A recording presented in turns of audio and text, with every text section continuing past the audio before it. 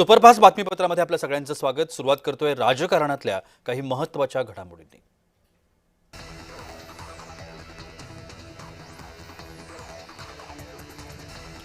शरद पवारांनी राज्यसभेसाठी खासदारकीची शपथ घेतली आहे। शपथविधी सोहळा दिल्ली या ठिकाणी पार पडला। यासोबतच रामदास आठवले, ज्योती वाघमारे, रामराव वडकुते, माया इवनाते यांनी देखील शपथ घेतली आहे।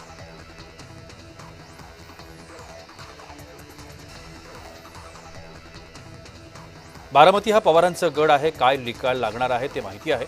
सुनेत्रा पवारांना आमच्या शुभेच्छा असं वक्तव्य संजय राऊतांनी केलं आहे।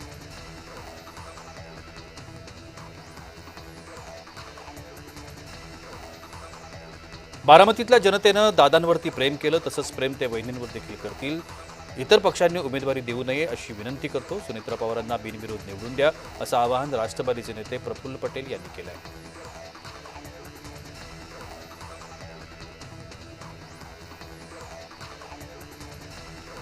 भाजप स्थापना दिनानिमित्तानं आमदार विजयकुमार देशमुखांनी दिलेल्या जाहिरातीतून जयकुमार गोरेंचा फोटो वगळल्याचं समोर आलं।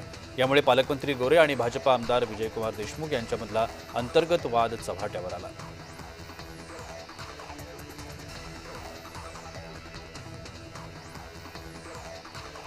महाराष्ट्र विधानसभा निवडणुकीच्या प्रचाराकरता मुख्यमंत्री देवेंद्र फडणवीस तमिळनाडूच्या दौऱ्यावरती आहेत। या दौऱ्यामध्ये ते मदुराई इथं प्रचाराच्या जाहीर सभांना संबोधित करतील।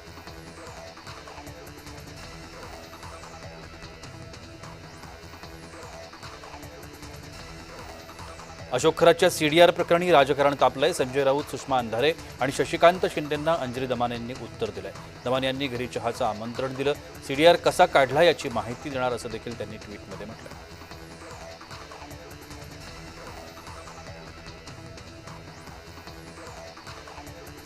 लक्ष्मण हाकेंनी बारामती पोटनिवडणुकीमधून माघार घेतली। कृषी मंत्री दत्तात्रय भरणे यांच्या शिष्टाईला यश आलं। भरणेंनी विनंती केल्यानंतर लक्ष्मण हाकेंनी माघारीचा निर्णय घेतला।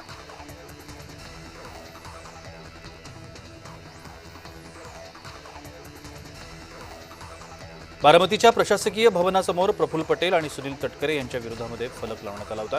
अजितदादांचे फक्त नावच पुरेसं आहे, घातकी तटकरे पटेलांची गरज नाही अशा आशयाचा हा फलक होता।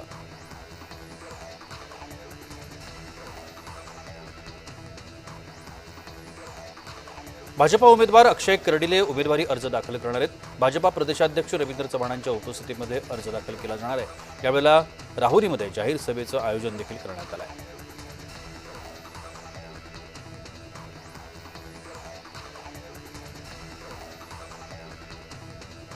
बारामती पोटनिवडणूक बिनविरोध करण्याकरता प्रयत्न सुरूच आहेत। काँग्रेस हायकमांडला राष्ट्रवादीचे नेते संपर्क करणार आहेत। उमेदवार देऊ नका, निवडणूक बिनविरोध करण्याकरता विनंती केली जाणार आहे। प्रफुल्ल पटेल काँग्रेस हायकमांडशी संपर्क साधणार आहेत असं देखील कळत आहे।